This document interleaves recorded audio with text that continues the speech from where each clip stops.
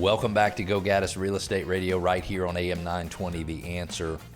In this segment, Ohio lawmakers have advanced bills to limit property tax growth.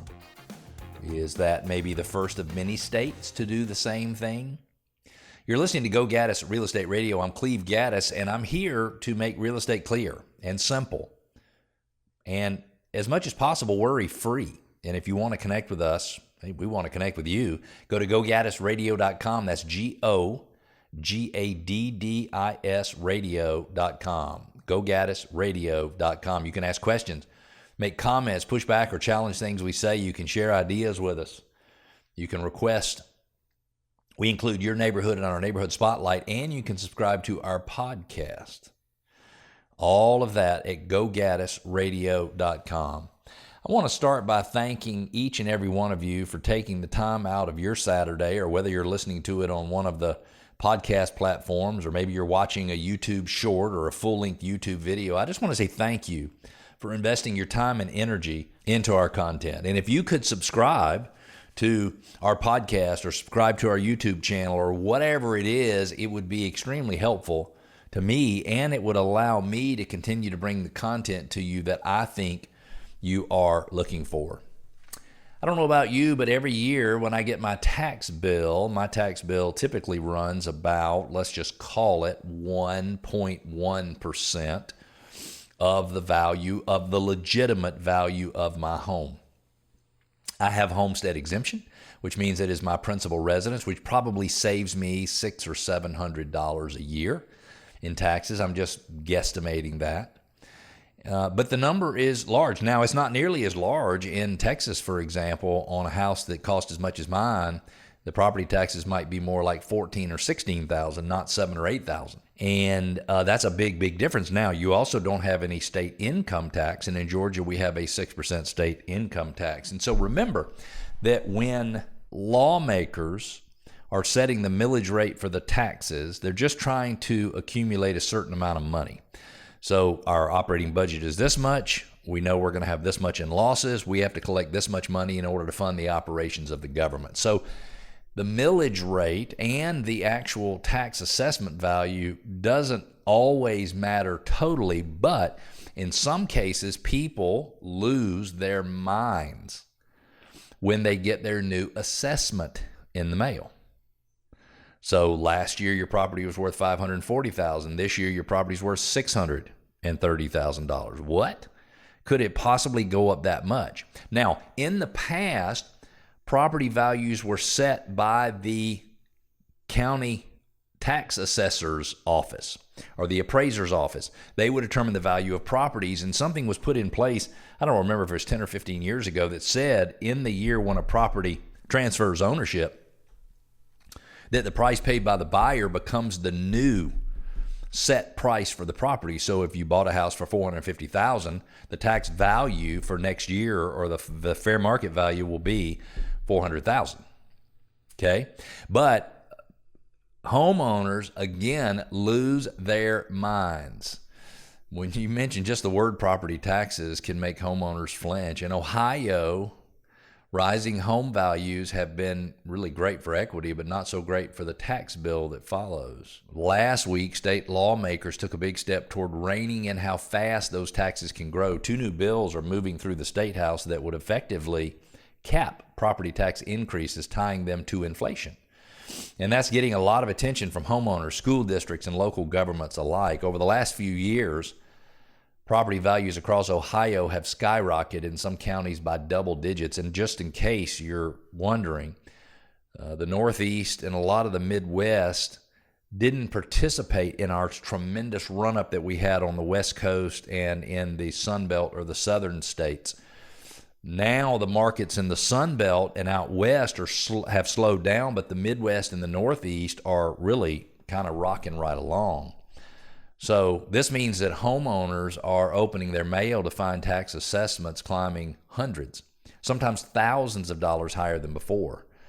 Lawmakers in Ohio say they've been hearing from frustrated residents, especially retirees on fixed income, young families, and longtime homeowners who simply can't keep up. And these bills are designed to slow that pace of increase. Essentially, if your home's value goes up 20%, your taxes wouldn't automatically jump at the same rate. Instead, increases would be capped based on the inflation, keeping growth more predictable. So what's in the bill? There are actually two bills under consideration, one in the House and one in the Senate. Both are the same, both have the same goal to prevent sudden spikes in tax bills caused by reassessment. One proposal focuses on adjusting the state's formula for calculating millage rates. A millage rate is the mechanism that determines how much property owners pay in taxes per $1,000 of their property value. The other would add a permanent growth cap limiting how much total property tax collections can increase each year. Supporters, including many Republican lawmakers, argue that this is about fairness and keeping people in their homes. They say local governments have been benefiting from the windfalls that homeowners simply can't afford. But opponents, including school districts and county officials, warn that this could limit their ability to fund essential services like education, police, and fire departments. And I'm not in favor of decreasing funding for education, police, and fire departments, but I'm also not a believer that no money is wasted in education, police, and fire.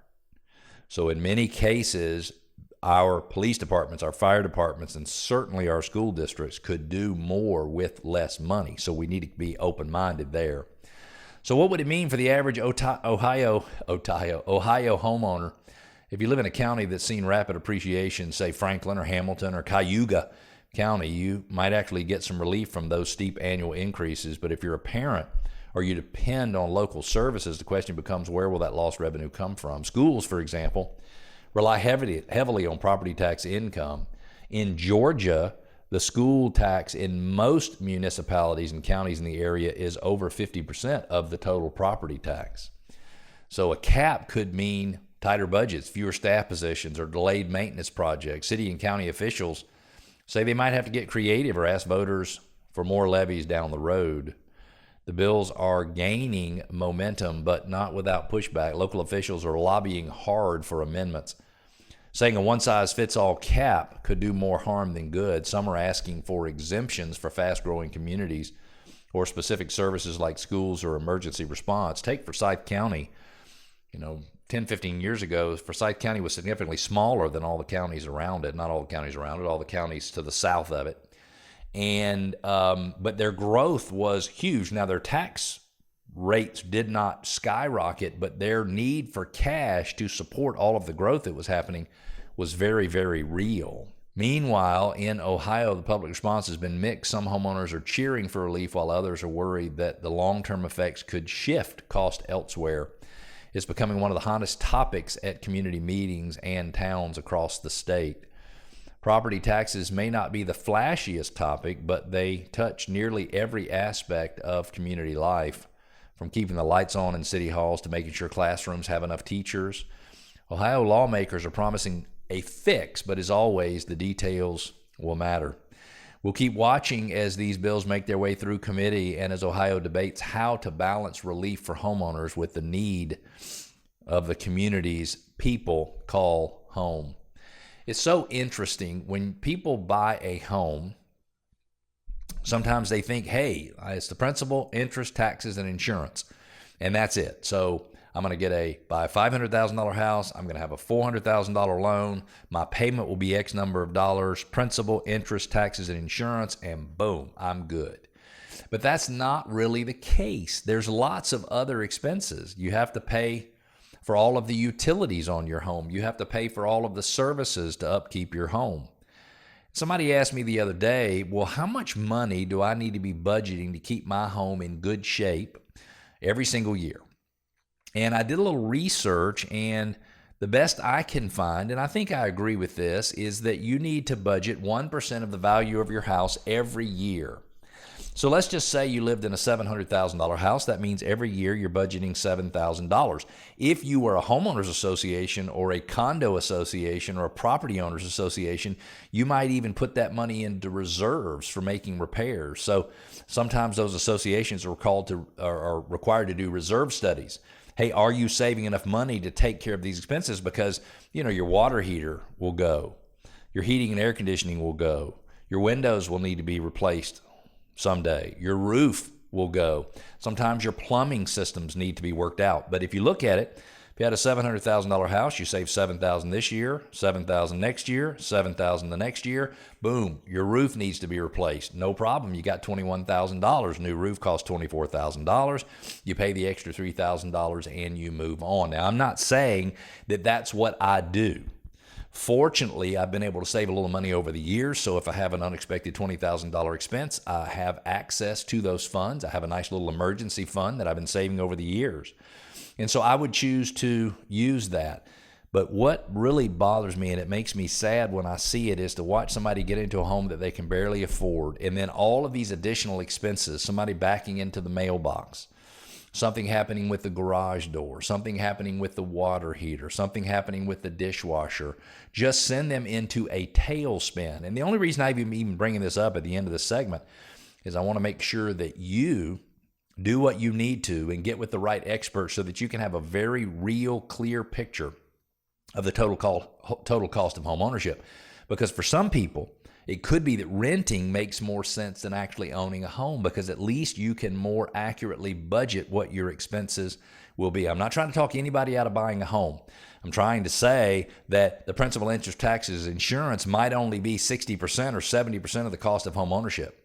The rest of it in utilities and taxes and all that kind of stuff that need to be paid, maintenance, things like that, can add a significant amount to the value of your home, or to the cost of your home. We're going to take a quick break. When we come back in our neighborhood spotlight, we're featuring Blue Springs in Kennesaw. And is an open house more of an open risk? We've got those topics and more. Stick with us. We'll be back.